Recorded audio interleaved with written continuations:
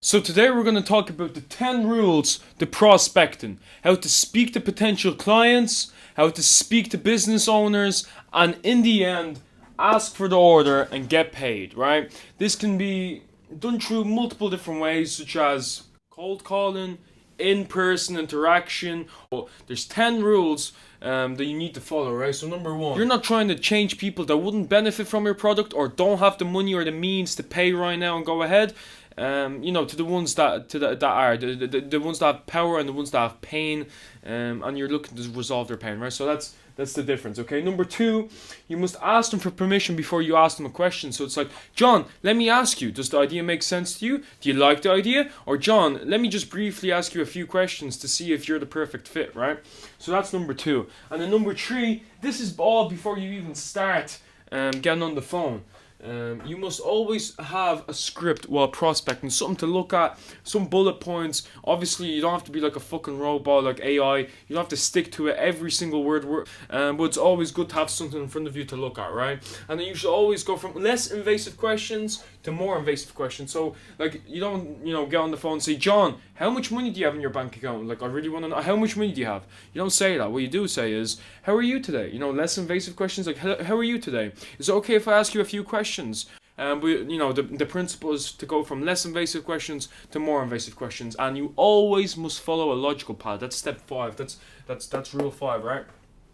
What do I mean by a logical path? I mean, there's two things when selling someone over the phone. There's the logical part, and then there's the emotional part, right? You cannot make a sale unless the person that you're speaking to makes so much sense in their brain that they can explain it perfectly to another person, right? It makes sense in their head, such as their wife. Right, they don't want to get slapped in the back of the head before going to sleep because they confirmed a position for €295 or whatever the price may be if it's not guaranteed for them to sell another person on it, right?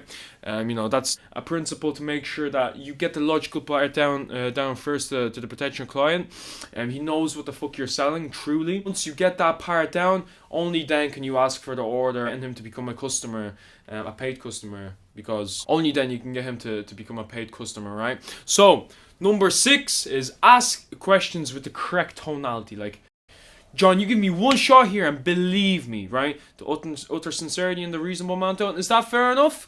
So there's different tones. Tonality comes in at 68%. It's 68% off the sale when you're on the phone. Huge, right? Tonality you really need to focus on.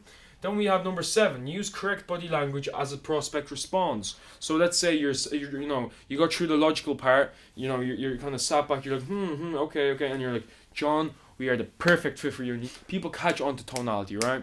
It's primal. And number 8. Ask questions but don't resolve pain. What does that mean? That's a very, very crucial principle, okay? So let's say you're speaking to someone over the phone. If you want someone to pay today, if you want someone to go ahead now, you need to up their pain, right? If they don't need to go ahead and buy this right now, if they can scope around the marketplace, if the urgency is not really there, they have the power, they have the means to buy. But if they're not really inclined to buy right now or go ahead now, then you're never going to get them, right? You need to get them like, John, this is a one of a lifetime opportunity. You need to go ahead now. This and this you'll get if you confirm a position. You lower the action threshold, like John. It's a guarantee. If you're not happy with that 30 days, there's a refund guarantee, no problem at all. 14 days, 38 days, 28 days, whatever it is, right?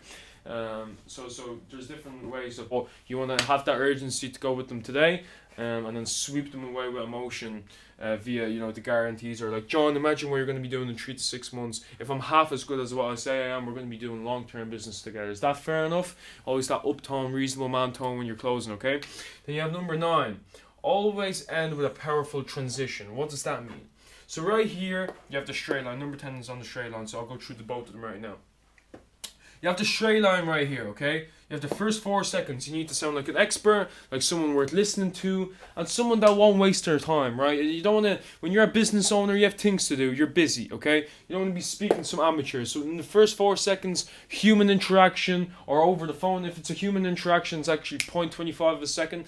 But let's say you're over the phone. You need to make sure that the person perceives you as an expert, someone worth speaking to, and somebody who won't waste their time, right? Someone that's sharp. And then once you get through that first 4 seconds, like, hello, it's Stephen here from the Garda Journal office. Are you keeping well today? 4 seconds, boom, done. Then you get into their introduction. The reason for the call now today, John, is, and then you get into a powerful transition from that first 4 seconds in introduction into your pitch, and actually getting them getting that across to them. This can take anywhere from 8 to 16 seconds, shouldn't be longer than that. And then you have your objection handling. So let's say you say, so John, the reason for the call today is we're currently assembling the annual yearbook going out to the retired and serving members of the Gardaí. John, we'd like to include, John Limited in the yearbook, going out with a support message this year. Is that fair enough? And you're going to, you don't really tell them everything about it. You get them curious, like, John, we're putting together the yearbook that's going out to the retired and serving members. It's going out to all the retired and serving members. We'd like to include John Limited with support advertisement going out to them this year. And by the way, John, by going ahead and securing yourself a position, the production team will create you artwork. And trust me, you'll be very impressed by the artwork they make for yourself before payment. Is that fair enough? So that's all, in your initial pitch. Once you get that part down, you go into the objection handlings, right? They're asking you questions. That's objections, right? They give you an objection, you meet them where they are, and then you seamlessly transition back into the script. You pitch them again, and then you ask for the order again. Then they give you another objection, you loop them back in, and then you finally ask for the order for the third time. It could be the first, it could be the second, but generally the third time they actually go ahead and pay. You shouldn't be scared of objections. You should welcome them in. And yeah, there's multiple different questions you can ask them, to qualify the prospect, because you don't want them to qualify to you. Like, yeah, this is how much I do a year. This is how. It's a whole different dynamic change when you ask them questions and they answer to you, then you answering to them. It's a whole dynamic change, and it'll come with the months that you're over the phone. But once you're an expert, once you're someone worth listening to, and you have an unbelievable offer, something that they can't refuse, they feel stupid to say no to, my friend, you're in a very, very good position, and you're on the path to becoming a very successful salesperson. So there's certain principles that you need.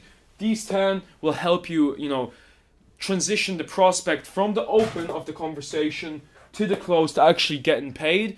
And it's a very, very big dynamic difference when they're qualifying themselves to you than you qualifying yourself to them.